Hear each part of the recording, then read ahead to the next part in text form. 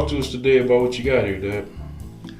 What I have here are some of these are Japanese knives, and the point I want to make about Japanese knives is that just because they're from out of the country doesn't mean that they're not good knives. Just because they're not name brand knives does not mean that they're not good knives. For example, this is a knife that was gifted to me by my dear wife on my 30th birthday. And this knife is a Japanese knife. It has a half stop, beautiful knife. Etching on the front of the blade tells you that it's a collection series. It's a surgical steel. On the back, it just says that it's a Japanese made knife. This knife is very nice. It's got good walk and talk. The other knife, the other blade is your spy blade. This knife itself is like a trapper.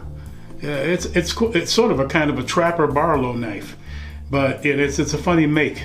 But you know, you got your regular spear tip blade, and then nickel silver bolsters. The thing I love about this knife is that when I got it 30 years ago, the box, I don't have the box anymore, but the box explained that this bone on here is mastodon bone, and there's a scrimshaw of a whale on it, and it's beautiful, and I always really loved that. The back springs are steel back springs. It's brass lined, nickel silver bolsters on the one end. Over the years, it's developed some slight crack right around the pins, but it's still really sturdy. The pins themselves are they're laid right close to the bone. They're not standing on top of it. There's really no gaps in the back except the one there, and that's just the bone pulling away a little bit from the brass lining. The knife itself is just a beautiful piece of work.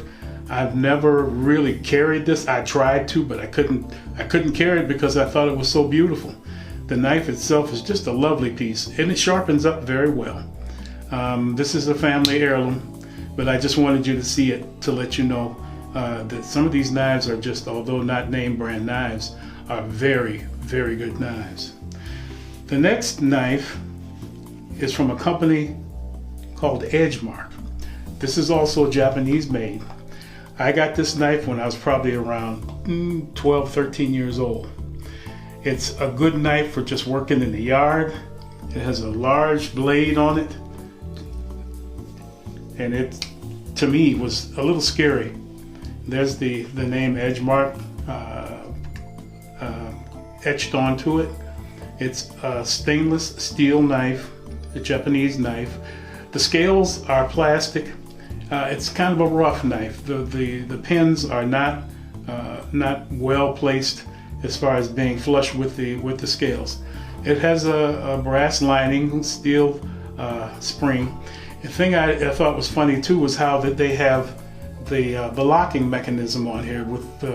It has like a gap in between there, and tends to sometimes be a little hard to close. I've worked with it over the years and oiled it. This knife sharpens very well. It is like another family heirloom. It's a knife from my child past. So it's a good knife. If you can find that brand, Edgemark, give them a try. Give them a try. This knife has lasted me all these years. I just like looking at them because it reminds me of my childhood. This is another knife that is, I think it comes from this same company, Edgemark, because it has some of the same markings on the blade. This is just what you would call like a little vest knife, a pen knife.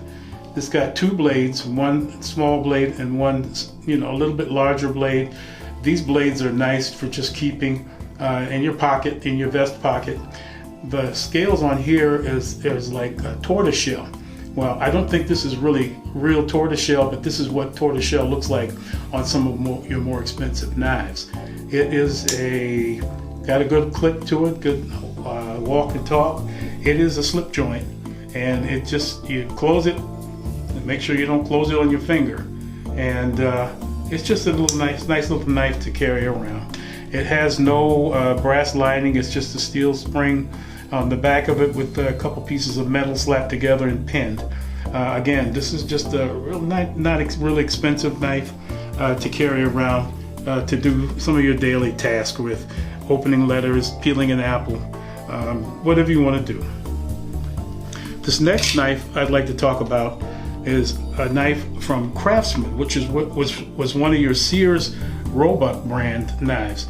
This little knife didn't cost a lot, but it's a sturdy little knife. As you can see, the back springs, they're tight, nickel silver bolsters.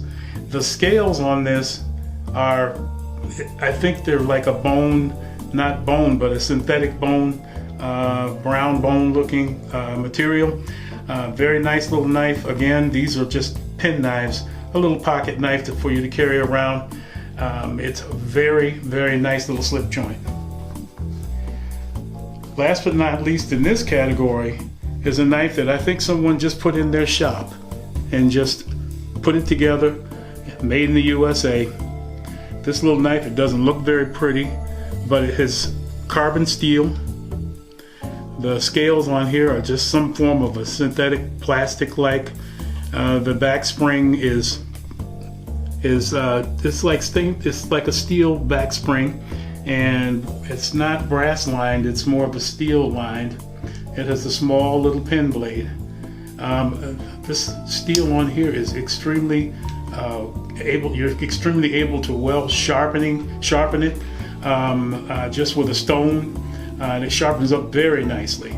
The pins on here are not really pins, they're more clips on either side. Like I was saying before, that these little shop knives, they seem to be made very quickly, but I happened to come by this like in a garage sale, so I picked it up, a little or nothing, and I just wanted to give it honorable mention. Thank you for watching today. I really appreciate it. Thank you from AV Knife Talk. Take care, family.